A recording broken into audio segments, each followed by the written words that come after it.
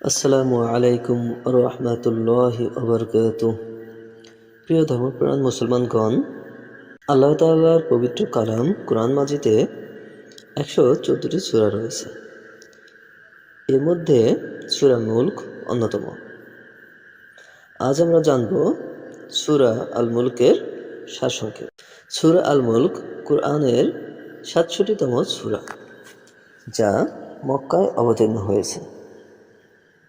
আল মুলক অর্থ রাজত্ব, যা আল্লাহর সর্বশক্তিমান শাসন ও নিয়ন্ত্রণের প্রতীক। এটি বিশেষভাবে মৃত্যুর পরের জীবন, কিয়ামত, আল্লাহর মহাশক্তি ও সৃষ্টির নিদর্শন সম্পর্কে আলোচনা করে। মূল বিষয়বস্তু ও দার্শনিক ব্যাখ্যা। 1. আল্লাহর পরিপূর্ণ আসন ও সৃষ্টির নিদর্শন। সূরার শুরুতে ঘোষণা করা হয়েছে, ধন্য সেই সত্তা যার হাতে সমস্ত রাজত্ব এবং তিনি সকল কিছুর উপর ক্ষমতাবান। এটি বোঝায় যে মানব সভ্যতা যতই উন্নত হোক না কেন, চূড়ান্ত ক্ষমতা আল্লাহর হাতেই।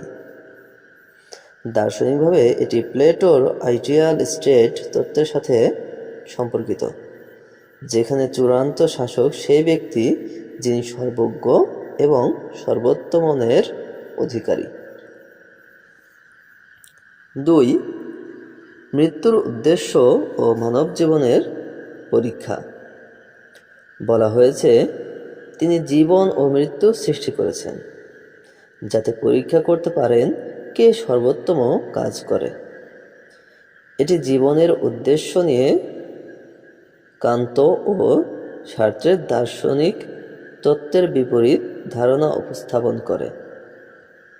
সার্ত্র বলেছিলেন, জীবনের অর্থ মানুষ নিজেই সৃষ্টি করে, কিন্তু সূরা আল মুলক জানায় জীবনের অর্থ আল্লাহ নির্ধারণ করেছেন এবং মানুষকে পরীক্ষার জন্য সৃষ্টি করা হয়েছে। 3. আকাশের নিদর্শন ও মহাজাগতিক শৃঙ্খলা। তোমরা কি আকাশের দিকে তাকিয়ে কোনো ত্রুটি দেখতে পাও? এটি বিজ্ঞানের দৃষ্টিকোণ থেকে স্টিফেন হকিংয়ের গ্র্যান্ড ডিজাইন তত্ত্বের সাথে মেলে, যেখানে বলা হয় মহাবিশ্ব এমন নিখুঁতভাবে তৈরি হয়েছে যে এটি কোনো দৈবক্রম নয়, বরং একটি সুপরিকল্পিত সৃষ্টি। 4. জাহান্নামের ভয়াবহতা ও অবিশ্বাসীদের শাস্তি। বলা হয়েছে, অবিশ্বাসীরা যখন জাহান্নামের আগুনে নিক্ষিপ্ত হবে, তখন তারা শুনবে এর গর্জন এবং তা ক্রোধে ফেটে পড়বে। দার্শনিকভাবে এটি প্লেটোর রেট্রিবিউটিভ জাস্টিস তত্ত্বের অনুরূপ, যেখানে বলা হয় মানুষের কর্মফলের ভিত্তিতে ন্যায় বিচার হবে। 5.